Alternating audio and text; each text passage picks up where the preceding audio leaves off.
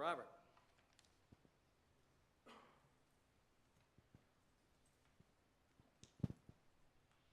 First of all, it is a great privilege and a joy to be with all of you this morning. I'll try not to forget those on my wing side and also on my other side.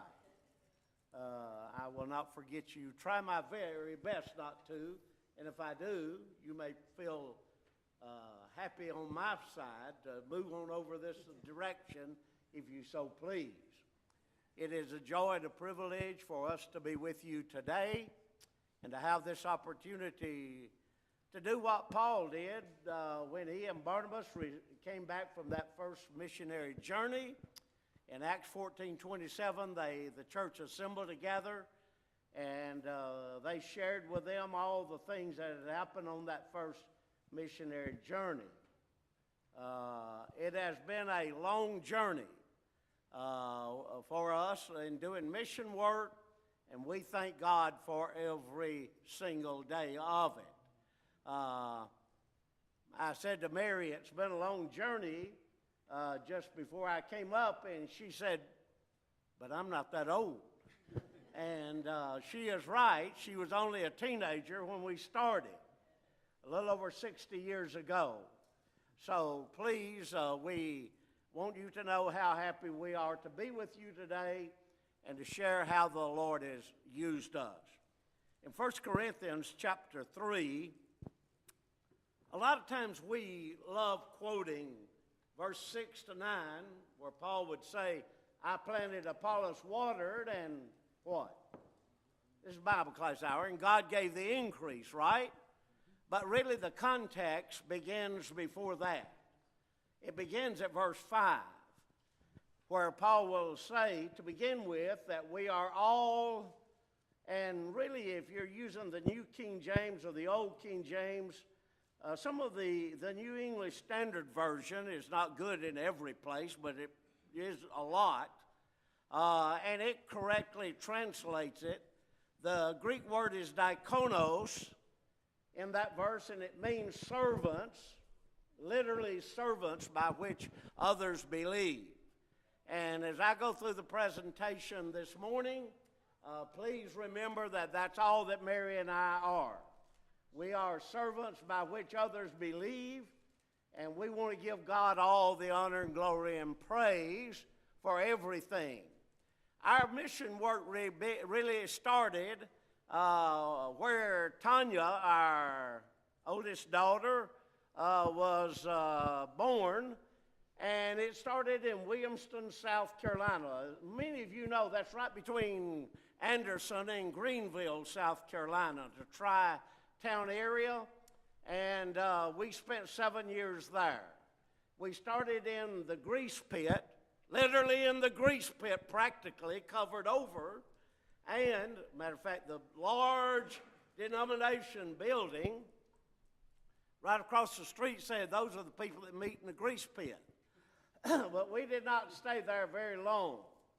But we had raised the money, built a building, floated the bonds like we did in those days, floated the bonds, and we had erected a new building. We had grown really from Mary and I, and Steve and Mock. Tanya would come along later, but we started with just us.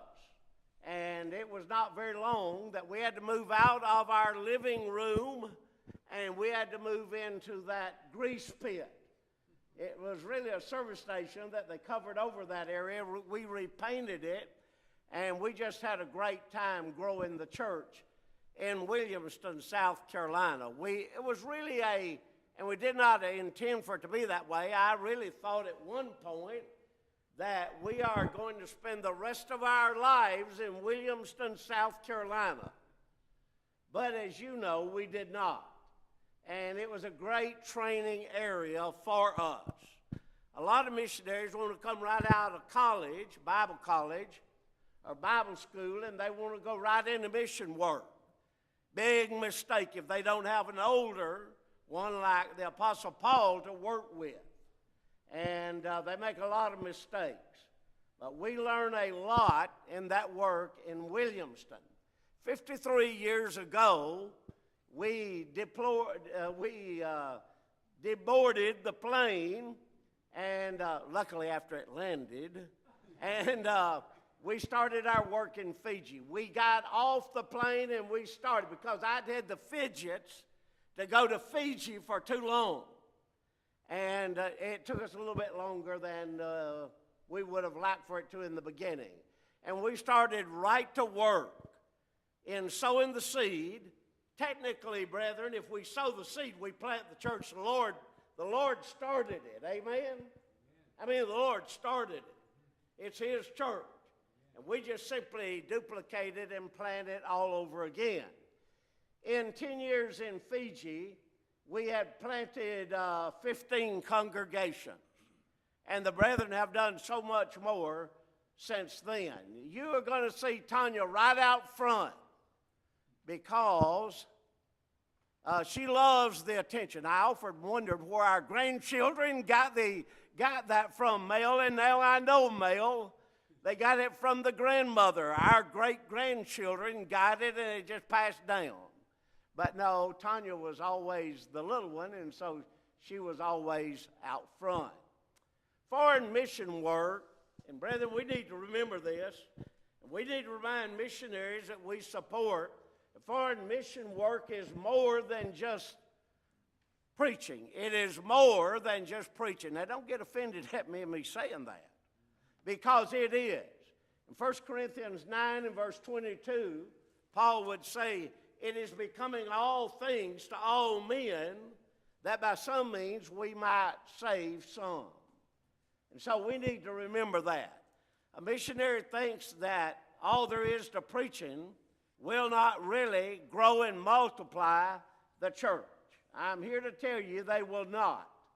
And we learned that in the very beginning. Really, we learned that in Williamston, South Carolina. And we've tried to always do it.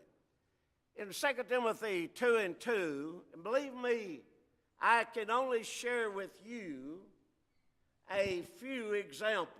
Unless you want to stay all day, just in time for us to get back to Manassas, because I've got to give this report again. My grandchildren, you saw one of them, great-grandchildren, our great-grandchildren, Mary. One of them escaped because she thought it was better to be in the class than listen to Grandpa Robert. And so she escaped. But in 2 Timothy 2 and 2, Paul said to Timothy, what I've committed to you, you commit to faithful. Now listen to this carefully, brethren. We miss this so many times. To faithful men who in turn will be able to share it with others. You know, that's what the gospel is all about.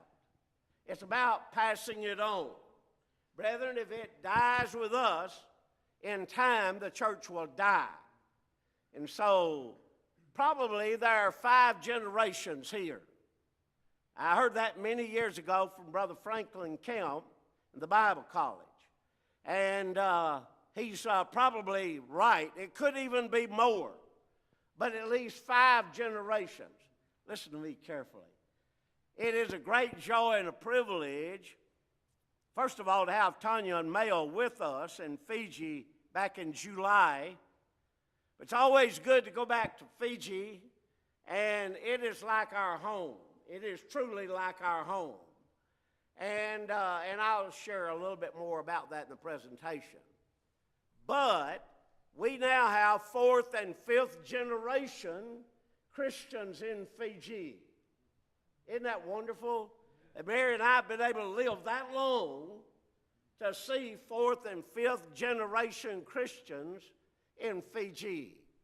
Now, we learned a lot in Williamston, South Carolina. And I'm going to say that, I'll try to let that be the last time. But we also learned a lot from the book of Acts. Notice what Paul's evangelistic work in the book of Acts. And as he would write the epistles, remember the good work that he did. One of the things Paul did in spreading the gospel, he always went to the urban areas. Am I right? Usually because there was a very large marketplace in that area. and not only the city he might be in, but the surrounding cities. And it opened opportunities. Paul was always looking for opportunities. You know, they come to us every day. We started in Suva, the capital. That time, Suva was about 75,000 people. Now it's about 150,000 or more.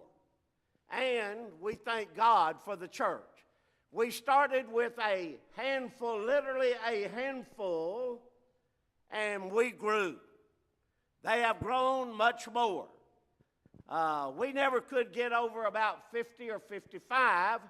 Today, the church that we really planted in Suva, the capital, that today it runs between 80 and 100 in attendance. And not only that, but they have 2 elders, and they're working on appointing the 3rd elder. This is something that we have always worked on for 53 years, is appointing elders in every church. And you ever thought about it? That's not humanly impossible, is it? Because if they did it in the first century church, don't tell me we can't do it today. Now, they probably had a little bit of help in the miraculous indwelling of the Holy Spirit. We don't today. But it's not an impossible thing. Now, we not only took the gospel to the city areas, and there's many cities in Fiji, but we also took the gospel to very remote areas. But, you know, it was interesting, to say the least. We were not told there are certain areas of Fiji that you're not to go into as a Caucasian. Nobody told me that. Guess what we did? We went. And we took the gospel. Some of the times when we cross bridges like this, and believe me, Tanya has crossed them many times, and Mel enough, that you don't know if you will not come back across that same bridge. It may not be there. It may have fallen in. And all the boards cracking and screeching, you just hope that you make it across it in whatever you may be traveling in.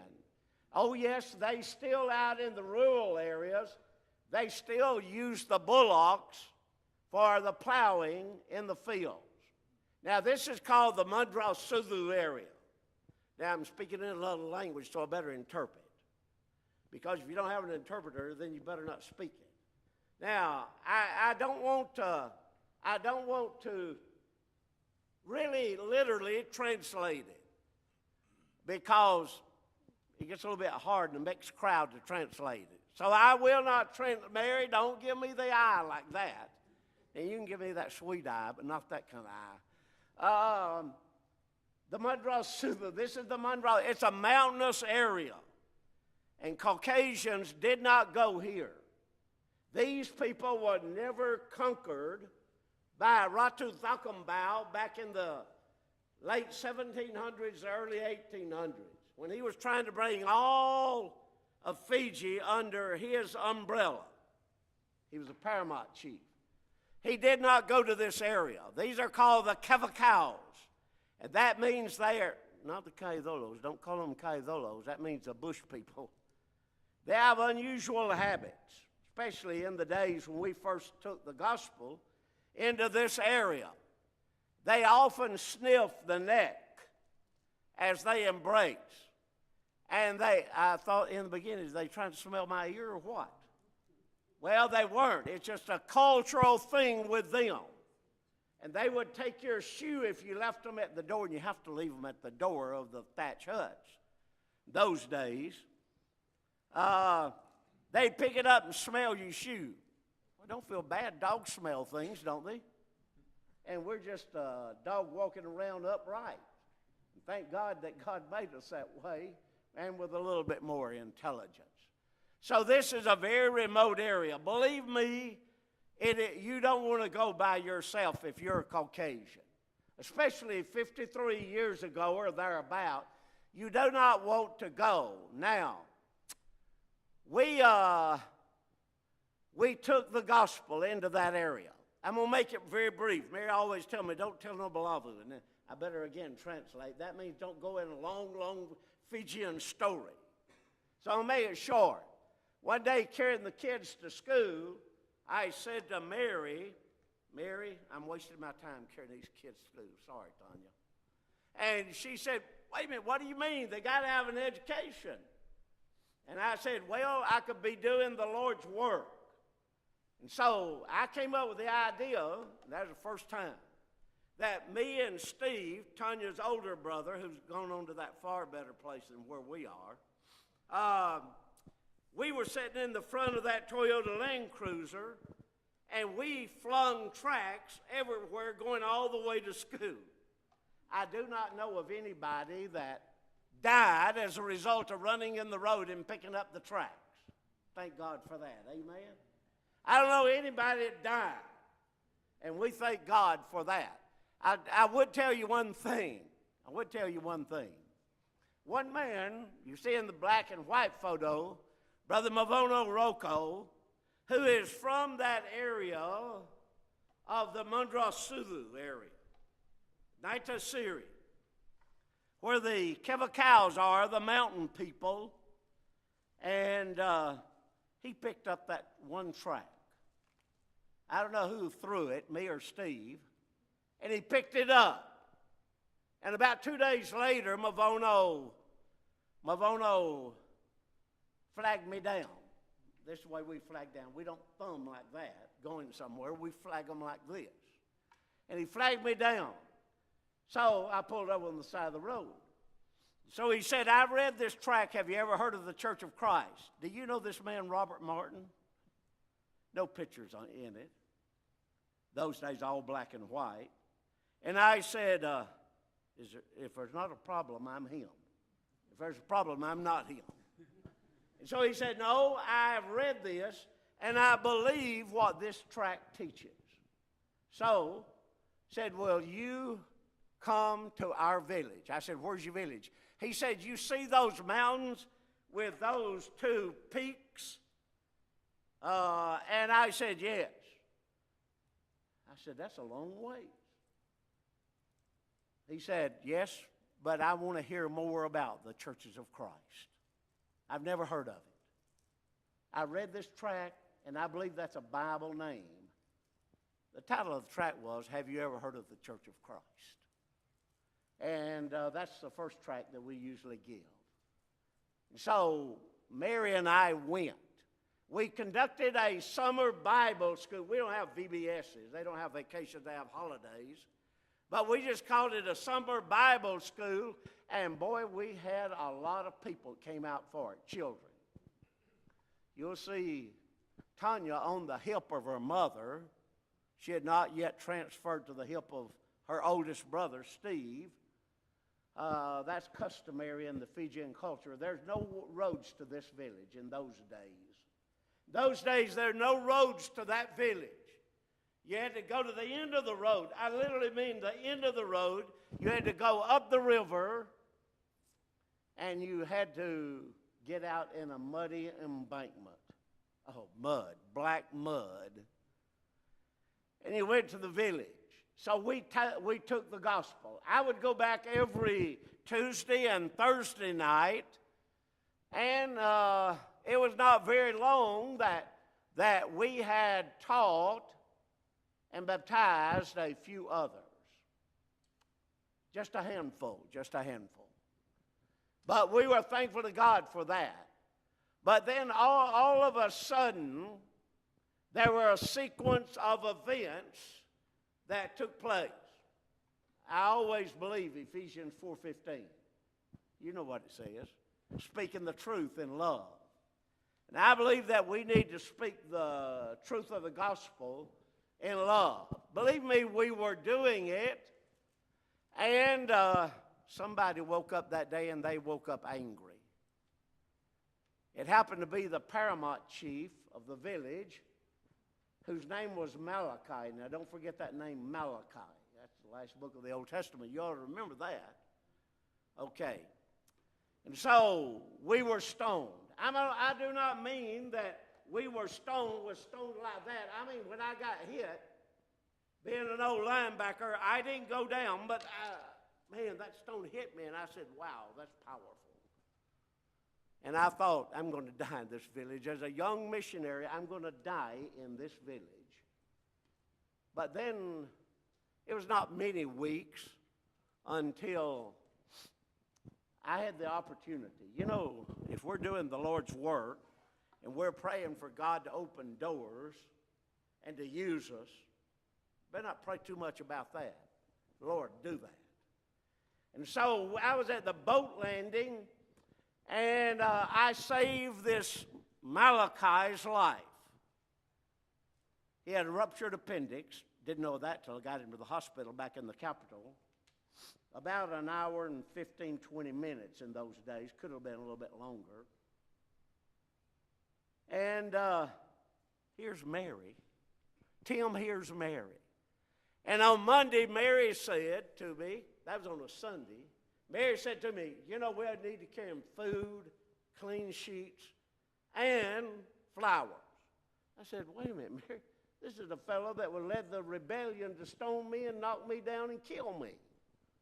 She said, we just need to be Christians, Robert. Wow. You know, I thank God for Tanya's mother.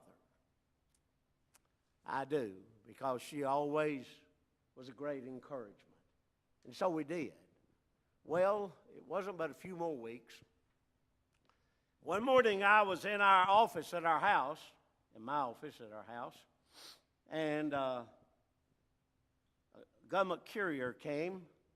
Those days came on a bicycle, ding-a-ling-a-ling, ding-a-ling-a-ling, ringing a little bell when he got close to your house. And I walked out, and he said, are you Mr. Robert Martin? I said, yes. He said, I've got a letter here from the Tui Roko. Let me translate that. The Tui Roko is a paramount chief of a vanua. A vanua is really a very extended, large area of Toktokas. Toktoka is more of the family unit. And he said, I said, well, what's going on, man? I'm thinking I'm being summoned. And so I said, do you know what it says? I wasn't going to open it.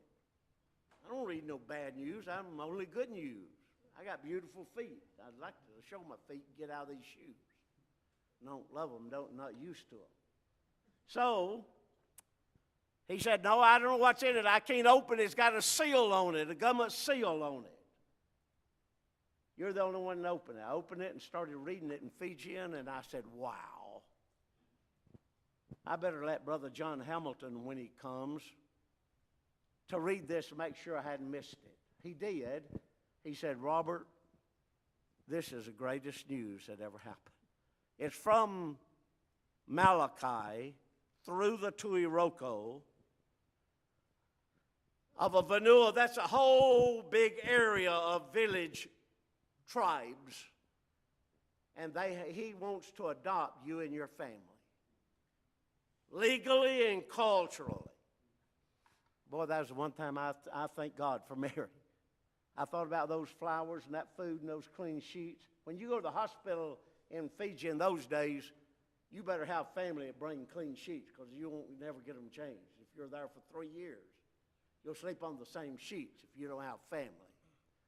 And I thank God for her. Now, brethren, Malachi, we had to do what we call the Sevu. It's a special ceremony for such matters. And we have to do a large presentation. I mean, pigs. We had one boat, long boat, just full of pigs, taro, that's a root crop, cassava, and many other food items. Because a presentation like this is very cultural. And so I had to have a spokesman. I could not speak directly to Malachi because he is considered, even at this point, as my father. And you cannot speak directly to your own father. You have to go through a spokesman. If a son wants to speak to his father, he don't do it. He speaks to his mother, and the mother gives the message to the father. That's usually the way it is anyway, isn't it? Am I right? That's usually the way it is anyway, especially when we are in college and we want money. We're going to go that direction. Am I right? And so we were adopted. We thank God for that. But remember, it came as a result, giving out a tract, studying with a man and his wife, Brother Mavono Sr. and Ella Nunny. But that's not the end of this story. You know, I tell you, there was literally a handful that we had baptized. When we went back into Delta Manu Village,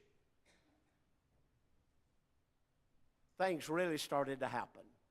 And today, not only is there just that handful, but here's the church today. They have between 60 and 70. They have 3 elders, and those elders are just great. You know, I love to usually, like any other preacher, you know, we ask you, how many did y'all have today? We had 400, and probably only about 200 there. But, you know, we love numbers, am I right? We love to thank God for the numbers. But those elders like to remind me, Brother Robert, we didn't start in your class.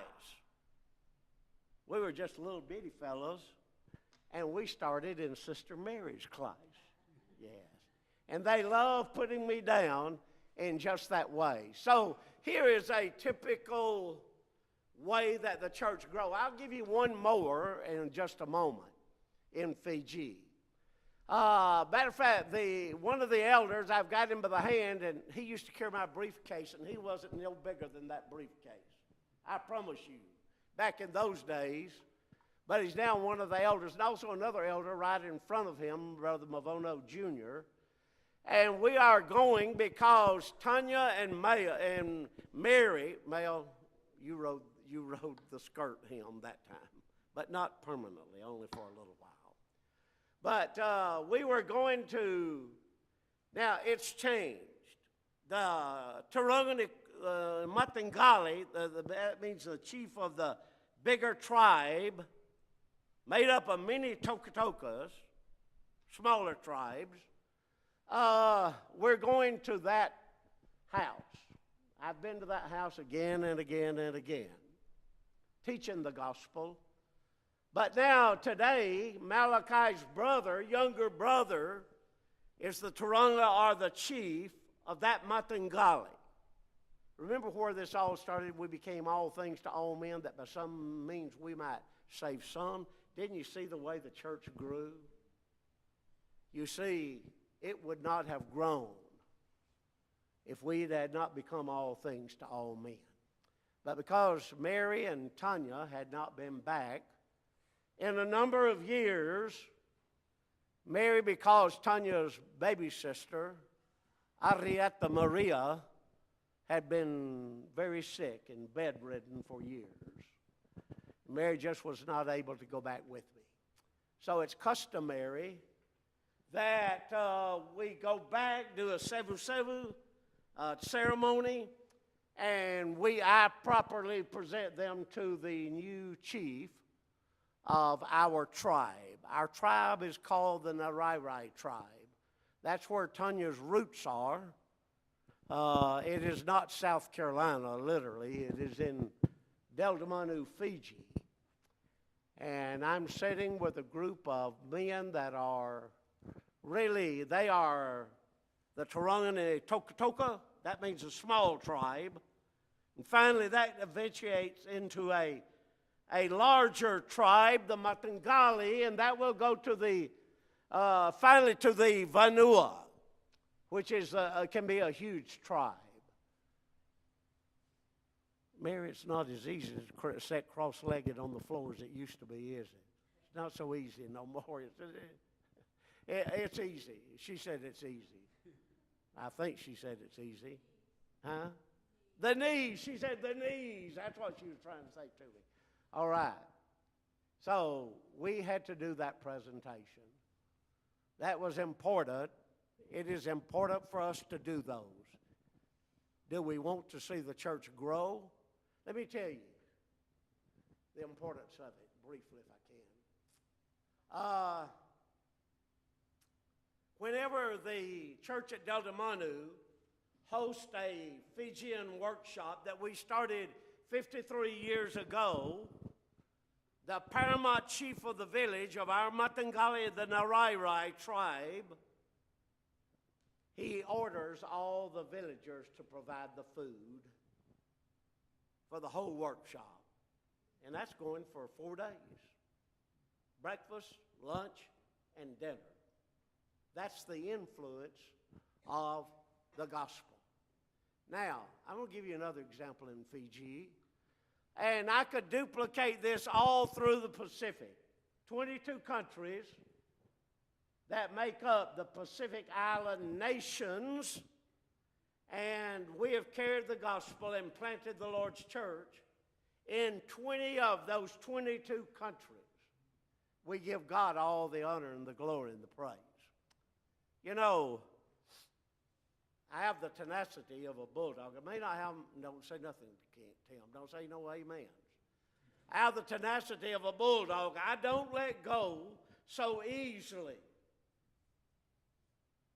In 9 months, only the gentleman you see holding the black Bible, Brother Keava Tuingunga, only he obeyed the gospel. Only him. 9 months more, nobody else obeys. What do you think I did? Just give up? You thought I just quit, didn't you? Say it. No, I love those heads that go like that's internationally. No, I reckon, as far as I know. No, I did not give up. And so because of that, you see the church multiplying that today. They run about 40 to 45, and they have 5 elders. I'm sorry, 4 elders. They have 4 elders. And thank God for that. They have grown. There are members of the church in many other locations. Now, I'm going to show you some other areas. Not so deeply, because I'm going to run out of time. 45 years ago, Mary and I taught and baptized Mika. You know, I heard a few moments ago, Thomas, before you sat down, you spoke of the lady that her boyfriend beat her up. We ought to stop and pray about that. I won't stop us in the Bible class and pray about it, but pray about it. Stop and pray about it. You know, this man, when he first became a Christian, for the first few months, he beat his wife and beat his sister till you couldn't tell who they were in the face. But don't get excited. Hold on. Just don't get excited. Sometimes it's good to be patient and wait on the Lord. You know, we taught them the gospel, Mary and I. Let me tell you how far-reaching they have gone.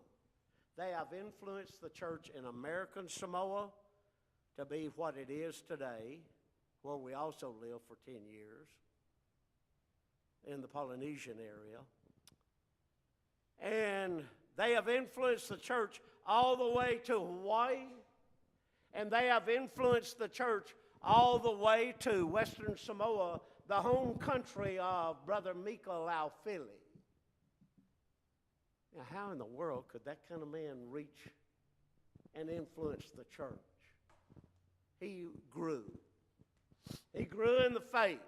A lot of classes to edify, a lot of training, workshops, and a lot of one-on-one training. I'm telling you, this brother and sister have influenced the church in American Samoa, all the way to Hawaii, and all the way back to Western Samoa. I want to show you how much they influenced it, if I may. This is in the village of Mungyangi. Now, you ought to remember that name. I'm using names, and you ought to remember them all, especially Jovalisi Rakambiti and Mungyangi. So we're in Mungyangi.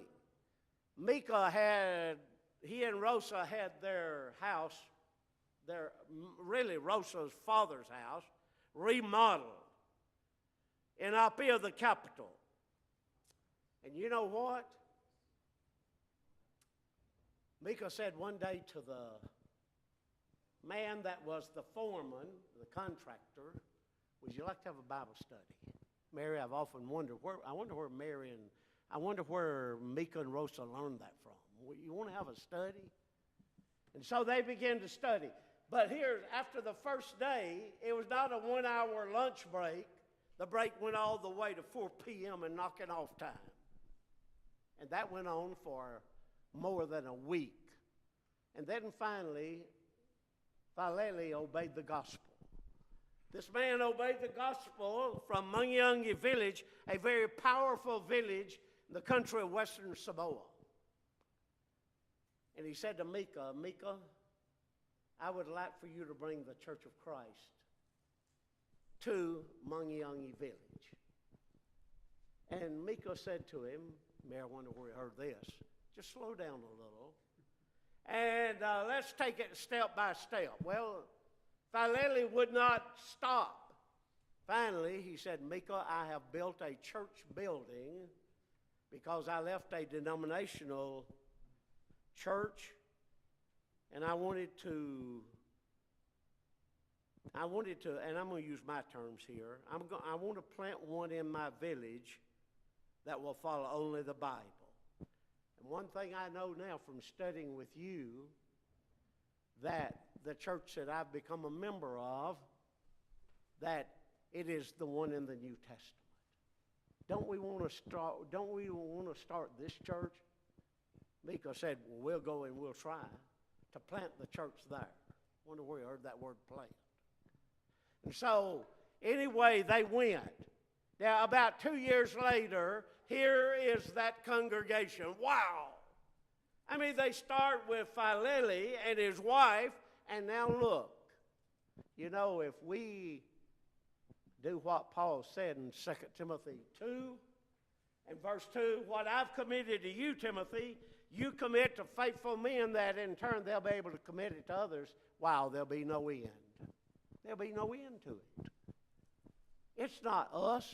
It's the gospel when we share it with others. Now, also 42 years ago, we did the same thing. We taught Talasung and Emily. Now, fast forward 42 years, and we three are down in that your left-hand corner of that slide. 42 years have gone by. You know, they broke my heart, and Mary's too. One day they came to us and they said, we want to migrate to New Zealand. And I'm about ready to pitch a tantrum. I'm telling you, I'm about ready to. But I didn't. I thought, maybe the Lord knows something I don't know. And so they migrated to New Zealand, Talasunga and Emily. And I hated for him to go. We both hated for them to go. Talasunga, Emily, Papaloa, and Jerome. But they went. Wow. Now here's the results. Here is the results. A congregation that they have planted, we didn't do it. Remember what Paul said to Timothy? What I've committed to you, you commit to faithful men that what? Oh, that's all over the Pacific now. All the way from New Zealand to Japan, all the way from Papua New Guinea to Honolulu, all across those 20 of the 22 countries in the Pacific. Many years ago, we could see the need of training. We started the Fiji School of Biblical Studies and Training, and Thomas, don't you forget to flag me if I get to going too long overtime. You flag on me, brother.